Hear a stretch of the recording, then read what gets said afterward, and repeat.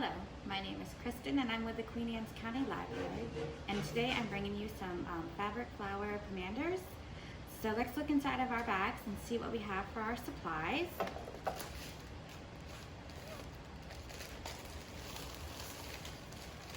So first off, you should have a variety of fabrics, different types. These are all going to be synthetic fabrics because that is what we need to make how we make fabric flowers work, which is actually going to be using some candles. So we have our fabric here, and then you should have your styrofoam ball, and this is what we are going to make the pomanders with. We have some different colored pins, and then also a tea light. When you use this, I would advise putting it either in a bowl or a plate, just because it can get a little bit messy. So let me put those back in there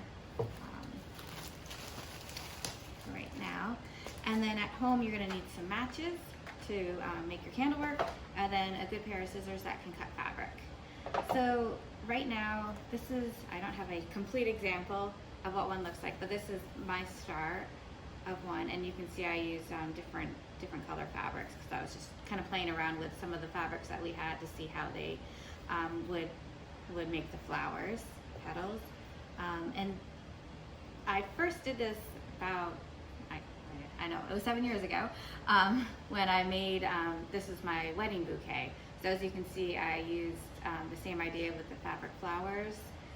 This one I actually made out of a whisk, so it's kind of stuffed in there. But and I glued these on, but we're gonna actually use the pins to put it into the styrofoam. So you can do things like that with fabric flowers. You can also make pins. So this is a pin that I did. So let's get started. In order to make the flowers, we need to make a circle and then cut into it 5 times. As you can see, my circles are kind of uneven. It doesn't really matter once you get going. You just kind of roll with it.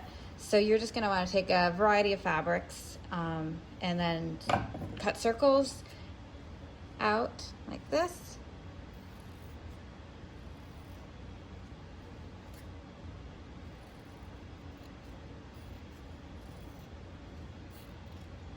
And you want to do them in different sizes as well, just to give your flowers a little bit of variety, especially if you want to end up stacking the different fabrics on top of each other.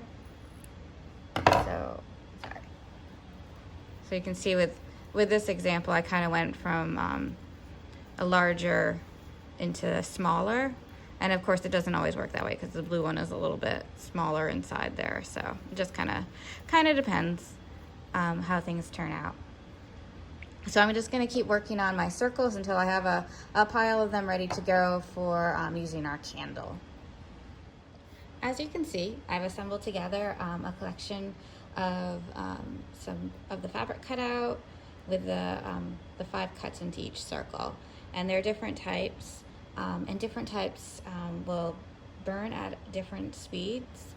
So the satiny type fabrics, these will take a little bit longer for your petals to curl up, whereas the tulle will be like that in an instant. So you have to be careful as far as how close you get to the flame, because you don't want them to catch on fire.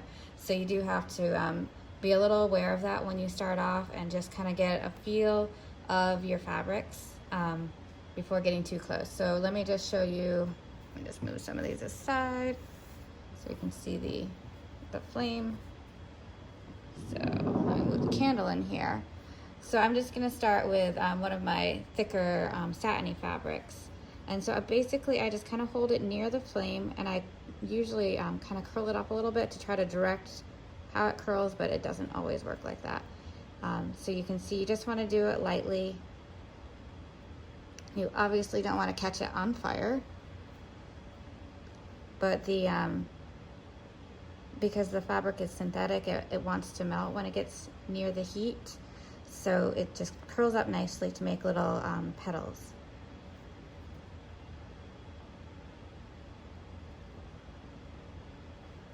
And so that is a finished one. This fabric is a little bit thinner, so it should probably take a little less time to do. And that one got a little close.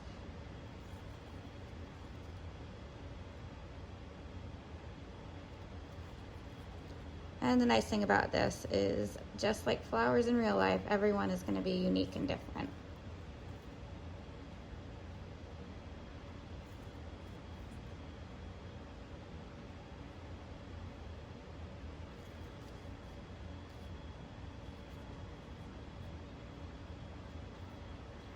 And this fabric is a thinner fabric, so just be careful as you go on. Don't want reports of anyone getting burned. And you're just going to want to continue to do this until you have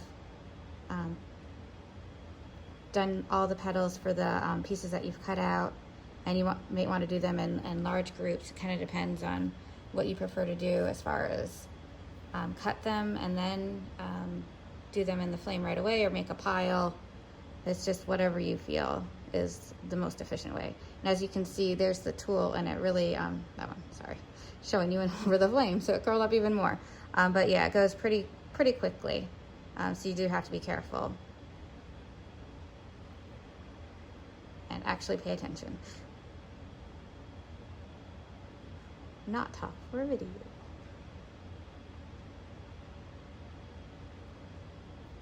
So I'm going to continue to make my petals, and then we will try to add them to our styrofoam ball later.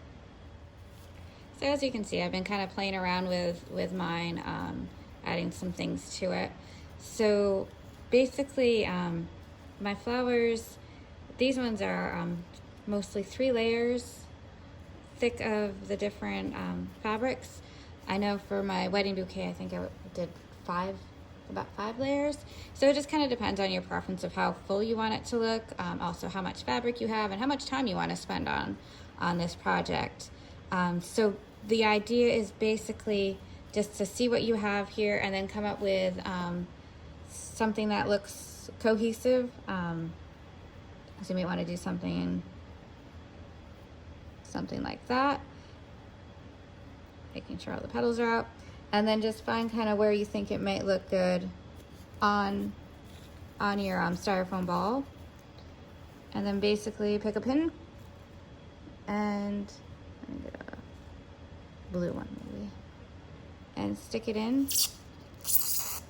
As you can see, some of mine petals are a little bit big and kind of floppy, so I've tacked some of them down. So you can kind of choose the size that you want to do. If you want to make them smaller so they won't be floppy, then go right ahead and cut your circles smaller, or you can use the pins to just kind of hold some of them in place, especially if you want to make sure that the styrofoam is all covered up. So you're just going to want to continue doing that until you have completely covered your styrofoam ball with the fabric flowers. And at that point, you can choose what to do with it. If you want to make it more of a table setting, then I would suggest kind of trying to flatten the bottom of your styrofoam ball so it will not roll like that is. So you'd have to kind of smush it down a little bit.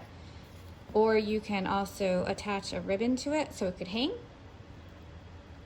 My coworker had an idea that you could get a little flower pot and put it in there too.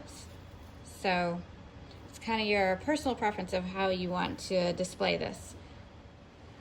I realized it was probably hard to see what it would look like in a little pot. So this is my finished one sitting in a pot. I think it looks pretty good. I hope you enjoyed making these and are gonna try doing it. Just be careful though with the flame, because it can get really hot with the fabric. So just want to make sure that this is adults only doing this. But hopefully you had fun, and we'll see you for another take home kit. Thank you so much. Bye.